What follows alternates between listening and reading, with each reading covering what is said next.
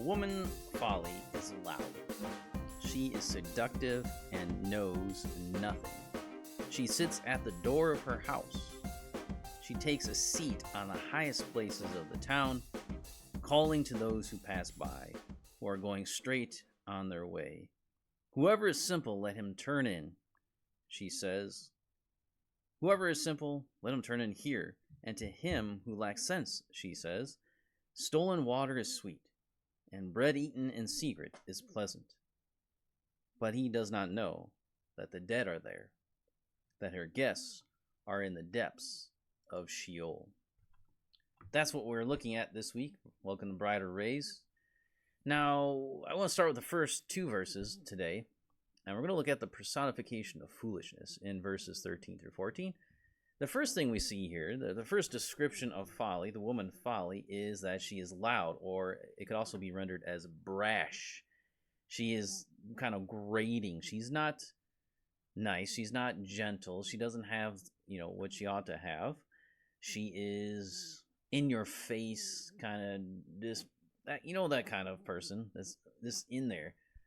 And it really, she's the opposite of what 1 Peter 3:4 says a woman should be. And it says, let your adorning be the hidden person of the heart with the imperishable beauty of a gentle and quiet spirit. So that's something a woman should be trying to cultivate, is this gentle and quiet spirit. Not the loud, brash, rude, disgusting woman. We've all met those women before.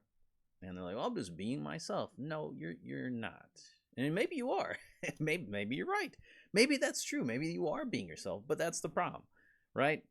Ourselves are not good. Ourselves are evil. Ourselves are born in sin. And that really is the problem. So, yeah, don't be yourself. Be something different. So foolishness is loud and brash and in your face and rude and disgusting. Not gentle or quiet anymore. And like the worst of humanity. That's what we're talking about. So that's the picture. Already we got a bad picture of who Folly is. This woman Folly is loud. And it also says a few other things. It says that she is seductive and knows nothing. So the next thing it says that she is seductive. She is ignorant. She is simple. So that's what another description that we find. And so I was trying to think of, is there anyone in the Bible? Is there like a real woman in the Bible that would correspond to what Folly is? Is there a person in history, a woman in history that we could say, yes, here is foolishness embodied? And it wasn't hard to figure out. It's Jezebel, right? So if you look at 1 Kings 21, we get this description of Jezebel here in the story. In verses 5 through 7 in chapter 1 Kings 21, 5 through 7, it says, But Jezebel, his wife, came to him and said to him, Why is your spirit so vexed that you eat no food?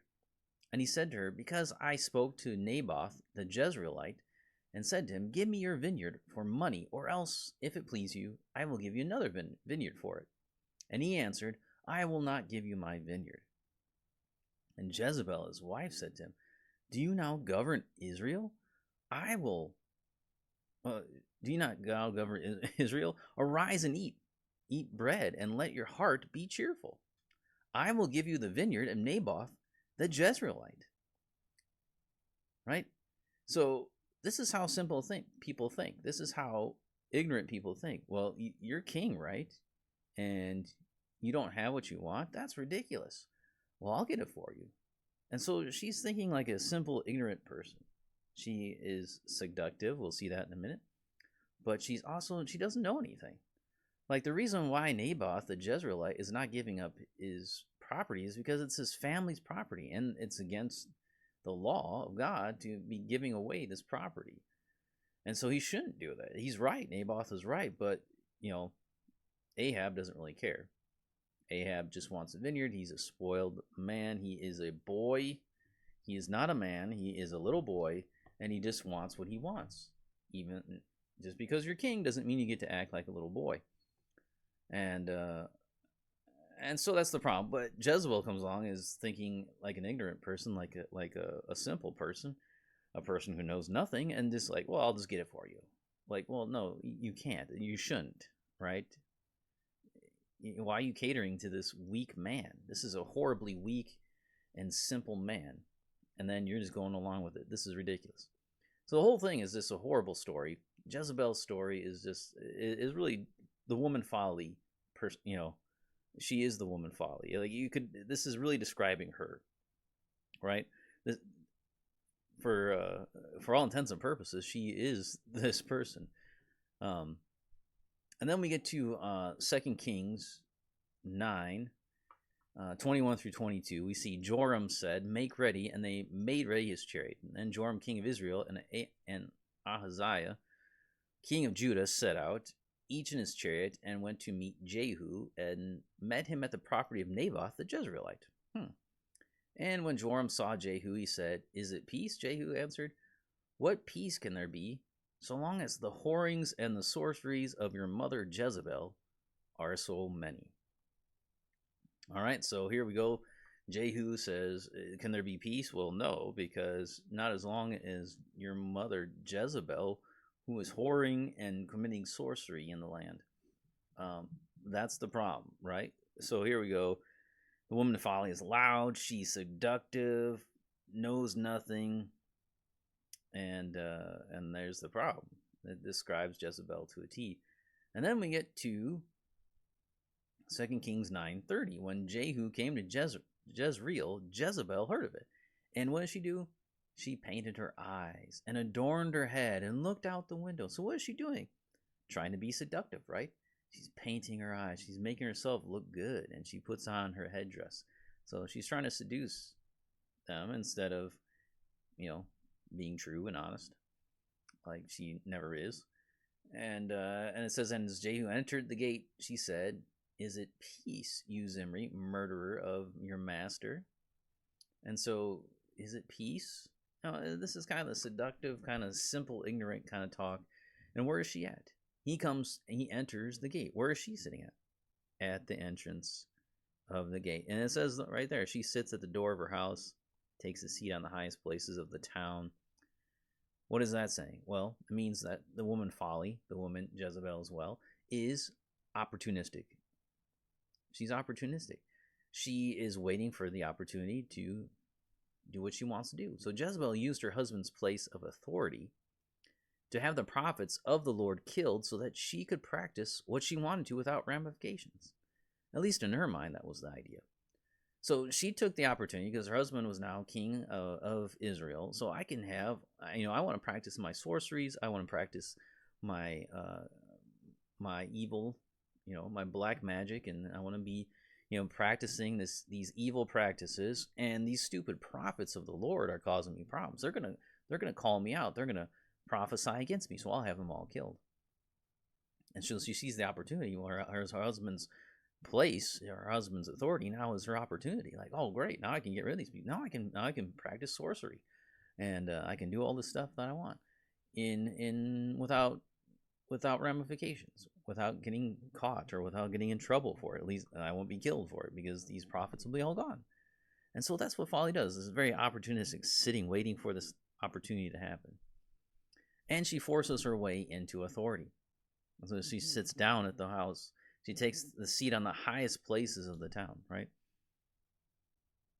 In 1 Kings 21:8, it says, so she wrote letters in Ahab's name and sealed them with his seal. And she sent letters to the elders and the leaders who lived with Naboth in his city. So you see here, she takes it upon herself. She takes authority upon herself. That's not her authority to do, right? That's not her place.